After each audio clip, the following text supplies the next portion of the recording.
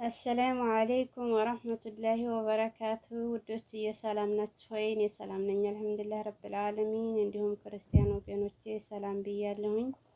በያላችሁበት አላህ ይጠብቃችሁ፣ አላህ ይጠብቀን፣ ሀገራችንንም አላህ ሰላም ያድርግልን። እና እንዴት ናችሁ? ሀባይብ ሰላም ናችሁ ወይ? እስኪ በመልካምነት አበረታቱኝ ውዶችዬ። ላይክ፣ ሼር፣ ሰብስክራይብ እያደረጋችሁ አበረታቱኝ።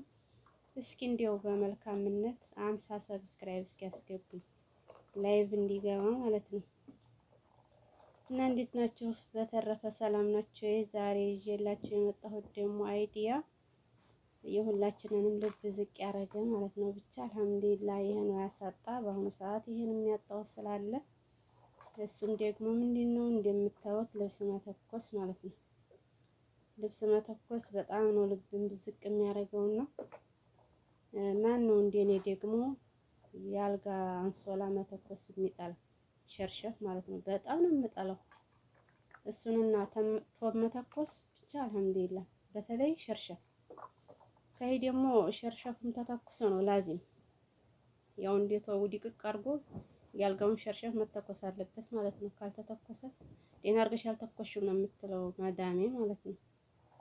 እና ብቻ አልሐምዱሊላህ አሁን ይሄ ሁሉ የምታዩት የሚተኮስ ነው የአልጋ ሸርሸፍ ማለት ነው። በ15 ቀን በ15 ቀን ስለሚቀይሩ እና እንደምታዩት ይሄን ይመስላል እላችኋለሁ።